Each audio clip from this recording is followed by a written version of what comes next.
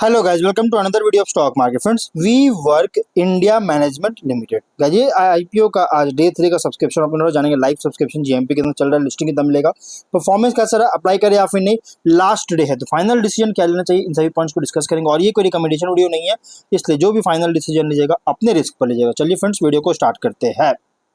IPO 3 अक्टूबर को open हुआ था, 7 अक्टूबर आज के दिन क्लोज किया जा रहा है। 10 रुपीज का फेस वैल्यू है, 615 टू 648 रुपीज पर शेयर की प्राइस बैंड।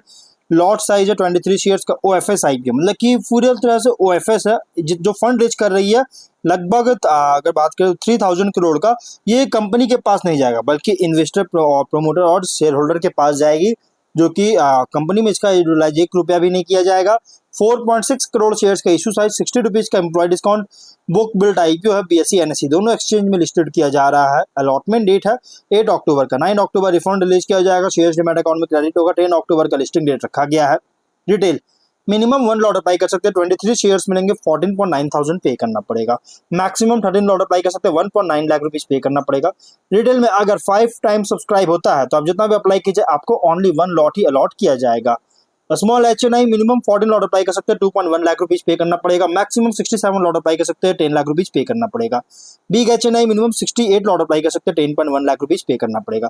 देखिए, स्मॉल एचएनआई बिग एचएनआई अगर 15 टाइम सब्सक्राइब होता है तो स्मॉल एचएनआई में जितना भी अप्लाई कीजिए ओनली 14 लॉट ही अलॉट किया जाएगा। बिग एचएनआई में ओनली 68 लॉट ही अलॉट किया जाएगा अगर 15 टाइम सब्सक्राइब होता है तो। Promoter holding pre issue 73.5%, post issue 48.1%। Offer दिया गया क्यूआईबी एंकर इंक्लूड नहीं करेंगे, ऑलरेडी एलोकेट हो चुका है, 30% का है। Big HNI 10%, small HNI 5%, retail 10% का, एम्प्लॉय में 0.1% का ऑफर दी गई है। एंकर से 1348 करोड़ का फंड रेज कर चुका है। अब हम लोग बात करते हैं सब्सक्रिप्शन को लेकर। देखिए, कंपनी का सब्सक्रिप्शन क्यूआईबी से 2 दिन का सब्सक्रिप्शन है। मैं रिफ्रेश कर देता हूँ एक बार और, अब यहाँ देख सकते हैं क्यूआईबी से 9% ओनली सब्सक्राइब किया गया, बहुत ही लो सब्सक्राइब है। 12 लाख शेयर्स का सब्सक्राइब है, 78 करोड़ का। बिग एचएनआई से ओनली 5% का, जो कि 2.1 लाख शेयर्स का बीट किया, 14 करोड़ का। स्मॉल एचएनआई 9% का, ओनली 2.1 लाख शेयर्स का बीट किया है, 13 करोड़ का। रिटेल में 38% ओनली सब्सक्राइब है, 17.5 लाख शेयर्स का सब बीट किया, 113 करोड़ का। देखिए, यहाँ पे क्यूआईबी एचएनआई से बिल्कुल सब्सक्राइब नहीं हुआ। हाँ, रिटेल में थोड़ी बहुत देखिए अंडर सब्सक्राइब, बट थोड़ा बहुत सब्सक्राइब देखने को मिल रहा है, 1/3 टाइम सब्सक्राइब देखने को मिल रहा है। एम्प्लॉय में फुल्ली से थोड़ा ज्यादा देखने को मिल रहा है। एम्प्लॉय कैटेगरी में 1.44 टाइम का 85,000 शेयर्स का बीट किया, जबकि ऑफर था 59,000 शेयर्स का। 5.5 करोड़ का बीडिंग देखने को मिल रहा है। टोटल हुआ 14% का, 34 लाख शेयर्स का बीट किया, 224 करोड़ का बीडिंग देखने को मिल रहा है। कोई खास सब्सक्राइब नहीं हुआ। देखिए, जीएमपी इसका जो थोड़ा बहुत देखने को मिल रहा था ना, जीएमपी अब 0 रुपीज पे आ गया। मतलब कंपनी या तो फ्लैट डेब्यू करेगा या डिस्काउंट लिस्टिंग होगा, और जीएमपी पूरी तरह से 0 रुपीज पे आ चुका है। बिजनेस की बात करें तो ज्यादा कुछ मैं बात नहीं करूंगा, ऑलरेडी वीडियो बना रखा हूं इस पर और आपको पता भी है। जो कि कंपनी फ्लेक्सिबल वर्कस्पेस है, ऑपरेटर है, इंडिया में 2016 में इनकॉर्पोरेट हुआ था, जो कि comprehensive array of flexible workspace solutions provide करता है। कस्टम डिजाइन बिल्डिंग और floor offices, enterprise office sweets, जो कि कंपास करता है, जिससे ऑफिसेस, प्राइवेट ऑफिस, को वर्किंग स्पेस और हाइब्रिड डिजिटल सॉल्यूशंस को मैनेज करने में टेलर कर सकते हैं, टेलर करती है, मैनेज करना करती है। और कंपनी जो है यहाँ पे अगर देखिएगा तो क्लाइंट्स और मेंबर्स के लिए high quality workspace, flexible workspace को प्रोवाइड करता है।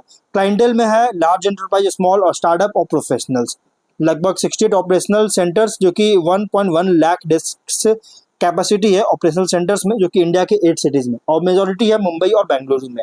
Significant portion of net membership जो फी होता है इसी से यही दोनों सिटी से जनरेट करती है। क्लाइंट्स के आप यहाँ देख सकते हैं कौन कौन से क्लाइंट्स है। अब यहाँ पे अगर हम बात करें कॉम्पिटेटिव स्ट्रेंथ का, तो category defining aspirational brand, strong international branding के साथ लीडरशिप है रैपिडली ग्रोइंग मार्केट में। बैक्ड है एम्बेसी ग्रुप के द्वारा, जो कि one of India top developer है, और रिलेशनशिप है वी वर्क ग्लोबल के साथ, जो कि ग्लोबल फ्लेक्सिबल वर्कस्पेस ऑपरेटर है। प्रेजेंस है ग्रेड ए प्रॉपर्टीज में, टॉप टियर माइक्रो मार्केट्स में, और स्ट्रॉन्ग रिलेशनशिप है टॉप डेवलपर्स के साथ। एक्सटेंसिव रेंज है प्रोडक्ट्स का और सर्विसेज का इस इंडस्ट्री में। तो ओवरऑल बिजनेस की बात करते हैं, वो ओनली लाइसेंसी है वी वर्क ग्लोबल का इंडिया में सिंगल लाइसेंसी है वी वर्क ग्लोबल का। हाँ, वैसे तो बहुत सारी कंपनी, बस वी वर्क ग्लोबल जो है, जो कि एक इंटरनेशनल ब्रांड है, मल्टीनेशनल ब्रांड है, इसका इंडिया में वन ओनली लाइसेंसी है ये कंपनी।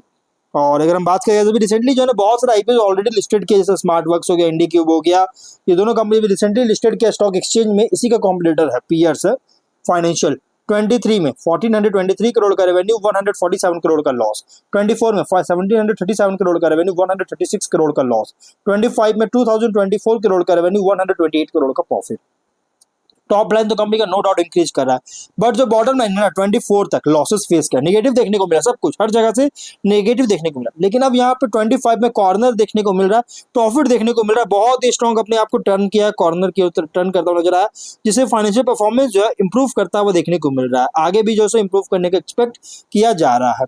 अब यहाँ पे रेशियोज की बात करें, RONW 63.8% का, एबिटा मार्जिन 63% का, PB ratio 42 time, P ratio 68 time का। प्राइस बैंड बहुत ही हेवी हाई प्राइस रखा गया है आईपीओ का। आईपीओ की जो प्राइस बैंड है ना, बहुत ही एग्रेसिव प्राइस रखी गई है। अब यहाँ पे देखिए इसमें कुछ रिस्की पॉइंट भी है। अब रिस्की पॉइंट में क्या है, देखिए ऑन गोइंग लीगल प्रोसीडिंग्स है जिसमें इन्वॉल्व प्रोमोटर ग्रुप एंटिटीज, जिससे रेपुटेशन और ऑपरेशन को अफेक्ट कर सकता है। Long term fixed lease agreement है जो कि फिक्स्ड हाई फिक्स्ड कॉस्ट को क्रिएट कर सकता है, ऑक्यूपेंसी फ्लक्चुएशन को एक्सपोजर कर सकता है। अगर नेट लॉसेस या नेगेटिव ईपीएस कंटिन्यू होता है, जैसा कि 25 में तो इंडिकेट किया पॉजिटिव की ओर, जो कि फ्यूचर बताना पॉसिबल नहीं है, प्रेडिक्ट कर पाना पॉसिबल नहीं है। अगर लॉस होता है तो प्रॉफिटेबिलिटी और कैश फ्लो कंसर्न्स को रेज कर सकता है। वी वर्क ब्रांड पर डिपेंडेंस है लाइसेंस एग्रीमेंट के अंडर, जो कि डिस्ट्रप्शन के कारण ऑपरेशन इंपैक्ट कर सकता है। एडवर्स मैक्रो इकोनॉमिक ट्रेंड्स या लैंड लॉर्ड रिफ्यूजल होता है लीजेस को रिन्यू करने में, तो ग्रोथ और स्टेबिलिटी को हर्ट कर सकता है। ये कुछ रिस्की पॉइंट। अब देखिए इंडिया में टोटल ऑफिस स्टॉक की बात करेंगे तो 19 से लेकर 24 तक 6.4% के साथ ग्रोथ किया, CAGR साथ ग्रोथ किया। अब यहाँ पे एस्टिमेट रखा गया है कि 29 तक, जो कि अगर हम बात करें 27 तक, जो कि 6.7% CAGR साथ ग्रोथ करने का एस्टिमेट रखा गया है, जो कि कंपनी ग्रोथ करने का एस्टिमेट रखा, कंपनी ने इंडिया में ग्रोथ करने का एस्टिमेट रखा गया है, जो कि इस कंपनी के लिए एक एडवांटेज हो सकता है। देखिए मेजॉरिटी रेवेन्यू जो ना यहाँ पे फर्स्ट क्वार्टर का डेटा आ चुका है, जो कि एंटरप्राइज वैल्यू मेंबर से 75.7% का रेवेन्यू जनरेट करता है, नॉन एंटरप्राइज से ओनली 24% का, मतलब कि 3/4 जो रेवेन्यू है ना, टोटल रेवेन्यू मेंबरशिप जो है फी है, एंटरप्राइज मेंबर से ही जनरेट करता है। नेट मेंबरशिप फी की बात करें टॉप क्लाइंट से 7.5% का, और ये अगर लॉस होता है इस बहुत बड़ा इंपैक्ट कर सकता है इसके रेवेन्यू नंबर्स को।